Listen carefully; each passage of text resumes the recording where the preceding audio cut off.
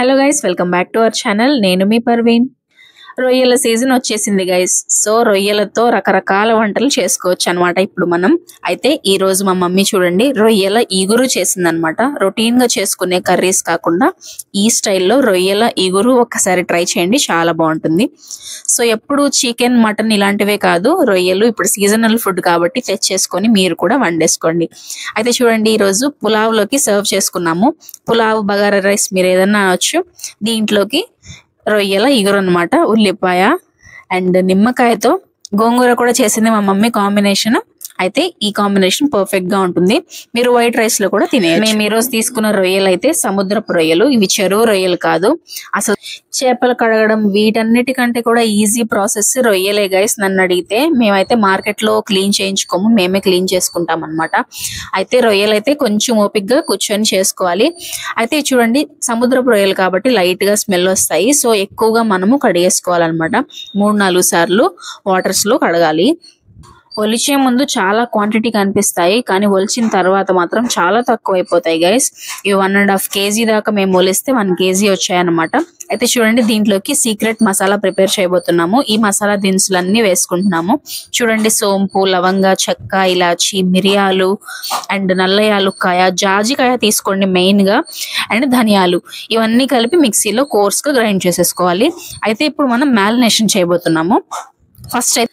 First ఏమో ఒక 2 table స్పూన్ల పెరుగు తీసుకుంటున్నాము అండ్ ఫ్రెష్ గా నూరిన అల్లం చిన్నులపాయ పేస్ట్ అనమాట.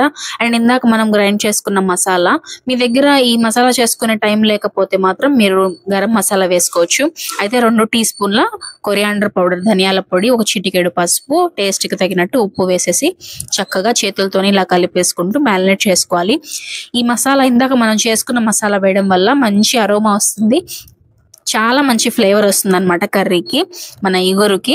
మీరు ఒకసారి ఈ మసాలాని చేసి పెట్టుకున్నారనుకోండి, దేంట్లో కన్నా యూజ్ చేసేసుకోవచ్చు. అయితే ఈ మ్యారినేషన్ 10 నుంచి 15 నిమిషాల వరకు పక్కన పెట్టేసుకోవాలి. నెక్స్ట్ అయితే స్టవ్ మీద కడాయి పెట్టేసుకొని ఆయిల్ వేసేసుకొని తగినట్టు ఒక 2 టీ స్పూన్లు కానీ టేబుల్ స్పూన్లు కానీ మీ ఇష్టం, ఆయిల్ కొంచెం ఎక్కువే పడుతుంది.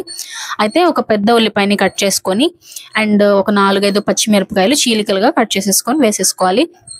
ఇదంతా ఇప్పుడు గోల్డెన్ బ్రౌన్ కలర్ వచ్చే వరకు బాగా ఫ్రై చేసుకోవాలి. మనము టమాటాలు వాడట్లేదు, ఇగురులోకి టమాటాలు వాడకూడదు అనమాట. సో చూడండి ఉల్లిపాయలే కొంచెం ఎక్కువగా వేసుకుంటాము, మన ప్రాన్స్ క్వాంటిటీని బట్టి వేసుకుంటాము. అయితే నెక్స్ట్ చూడండి అల్లం వెల్లుల్లి పేస్ట్ వేసుకున్నాము. ఇందాక ఆల్రెడీ వేసాం కాబట్టి చూసుకొని వేసుకోండి, ఎక్కువ వేసుకోవద్దు. అయితే నెక్స్ట్ మనం మ్యారినేట్ చేసి పెట్టుకున్న ప్రాన్స్ ఉన్నాయి కదా, అవి కూడా వేసేసి ఒక 2 సార్లు బాగా కలిపేసుకొని మనము కుక్ చేసుకోవాలన్నమాట. అయితే ఇప్పుడు ఈ ప్రాన్స్ లో కూడా మంచిగా నీళ్లు ఊరుతాయి అన్నమాట.